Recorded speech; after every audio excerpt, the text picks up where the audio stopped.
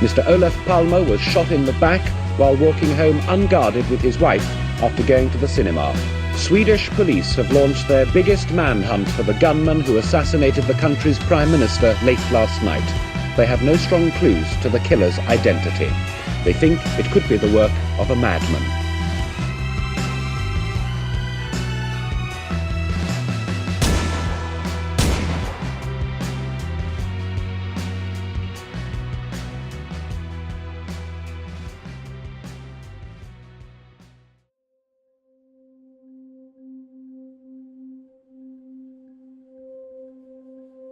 In the evening of February 28, 1986, Swedish Prime Minister Olof Palme and his wife left their residence in Gamla stan, Sweden, to see a movie.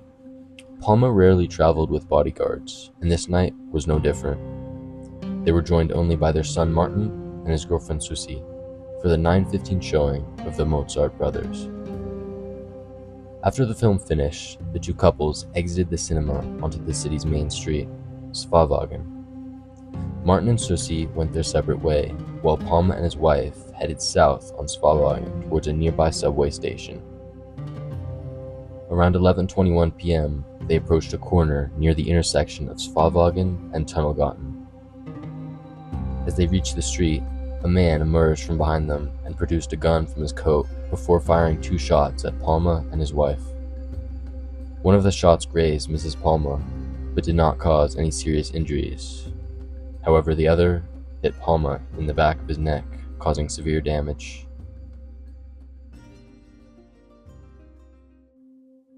At the same time, Lars Jepsen saw a man fall to the ground from where he was standing on Tunnelgatan Road. He heard footsteps approaching from where the body had fallen, but his view was obstructed by a shipping crate. Jepsen turned as a figure emerged from behind the crate and hurried across the street. It looked like a man, and he appeared to fumble with something in his hands as he approached the stairway. Stig Engström was leaving his office at 44 Svavägen when he heard a loud pop. As he continued down the street, he saw a group of people kneeling around a body that was lying in the snow. One of the women told Engström the man had been shot, and the assailant had fled down Tunnelgatan Road. Engström looked up and saw a man on the other side of the alley. He looked down at the body and up again at the alley, but the man had disappeared.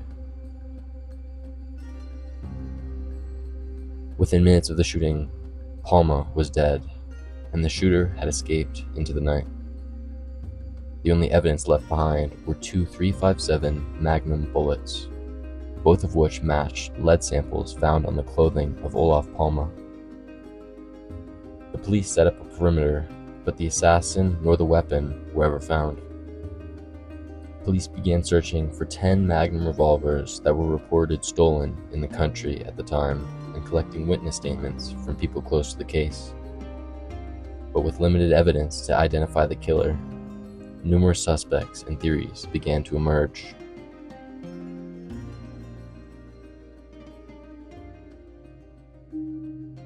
Several witnesses recalled seeing a man loitering outside the Grand Cinema before and after Olof Palme had arrived.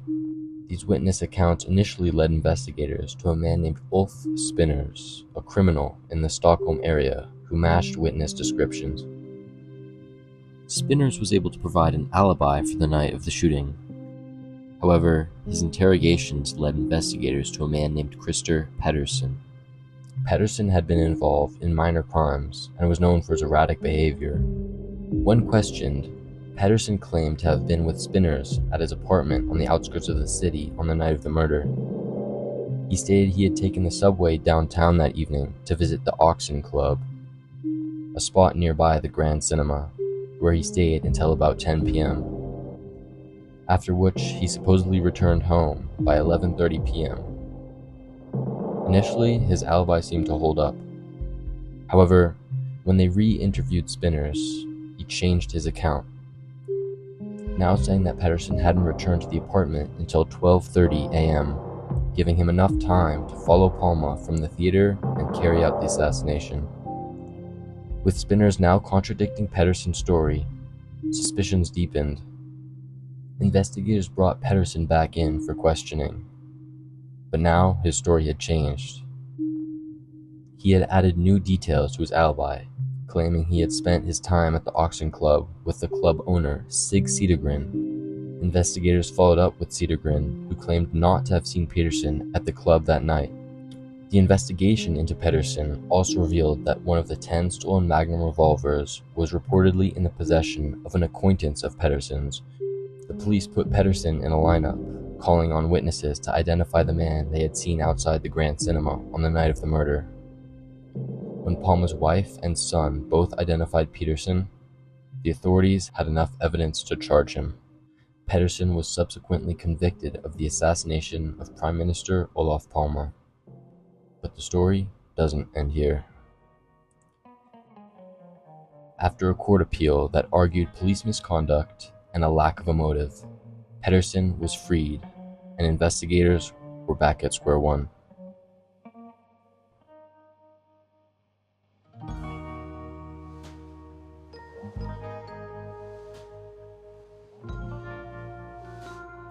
Stig Engström was initially treated as a witness, offering a voluntary statement to investigators.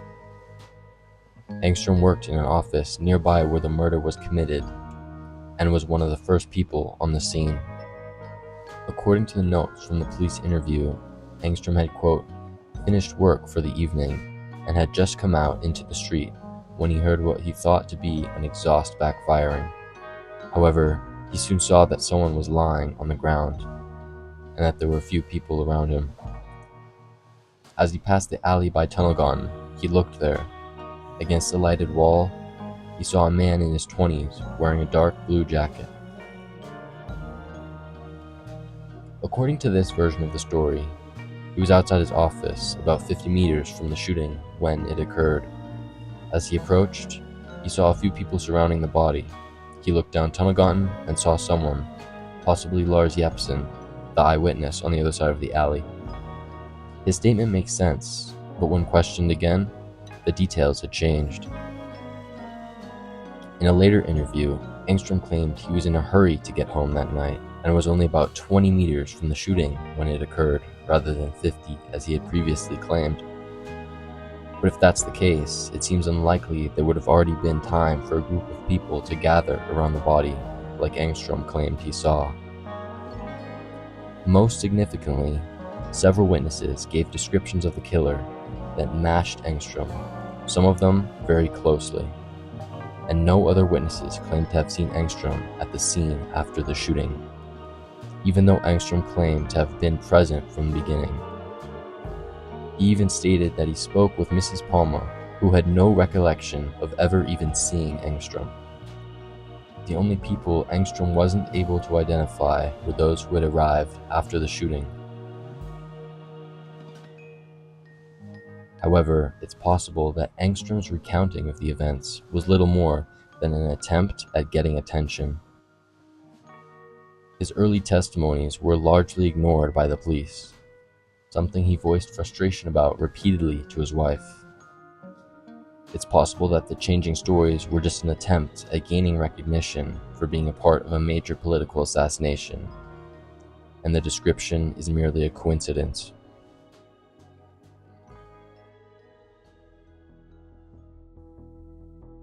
In 2020, the Swedish government announced that it believed Engström to be the killer, but this was concluded without a trial and based purely on circumstantial evidence.